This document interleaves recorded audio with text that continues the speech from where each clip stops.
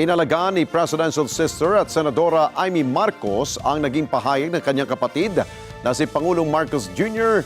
na bumalik na sa trabaho ang mga senador sa gitna ito ng mga kaganapan sa Kongreso.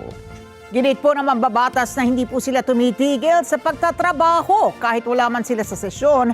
Patuloy anya mga committee hearing at pagpaproseso po ng mga dokumento para sa pre-trial conference sa impeachment laban kay Vice President Sara Duterte. Kaya naman, buwelta pa ng mambabatas anuman ang sabihin o gawin umano ng Pangulo, hindi sang-ayon dito ang publiko. Katunayan, ang negative 15 na net satisfaction rating ng Pangulo sa nakaraang SWS survey. Report mula kay Madeline Villar Moratillo.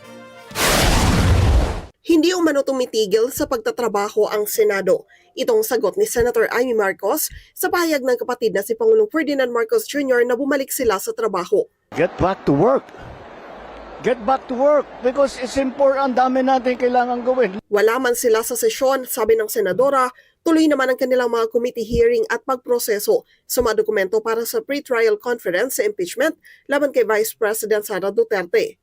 Sabi ng Pangulo, maraming kailangan gawin ang Kongreso at pinag-aaralan nilang humingi ng supplemental budget lalo't nasa krisis pa rin sa langis ang bansa. We had a meeting sa Uplift Committee and marami tayong kailangan pagawa sa mga batas. Like we were thinking may baka magka-supplemental budget, baka magpaka-amyendahan namin ang mga ibang batas. Ito ay kailangan para makapagbigay tayo ng tulong sa taong bayan dahil nga sa oil crisis. Sagot dito ni Senate President Alan Peter Cayetano, naghihintay lang naman sila sa mga sinasabing panukala na ito ng Malacanang.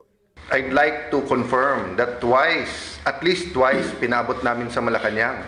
Pag ready yung bills nila, anytime kami. Sabi ni Cayetano, nitong Mayo dapat ay magkakaroon ng Legislative Executive Development Advisory Council o LEDAC meeting.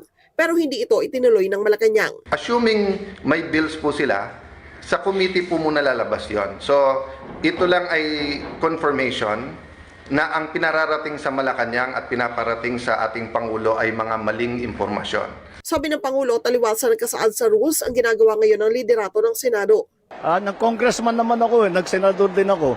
Ang rules dyan, bago ka mag-cancel ng session, you have to inform the other house 3 days before you cancel a session. And there has to be a very good reason for canceling a session. Sa huli, aminado si PBBM na wala namang magagawang ehekutibo sa kasalukuyang sitwasyon sa Senado. Ang lehislatura ay kapantay lang aniya ng ehekutibo bilang mga sangay ng pamahalaan. We cannot tell them what to do. We cannot punish them for what they are doing.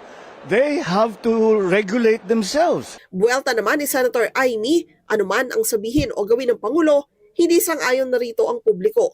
Katunayan anya ang negative 15 net satisfaction rating ng Pangulo sa ginawang survey ng social weather stations para sa unang quarter ng 2026. Madeline Villar Moratillo para sa Mata ng Agila. Matatag, matapang, matapat.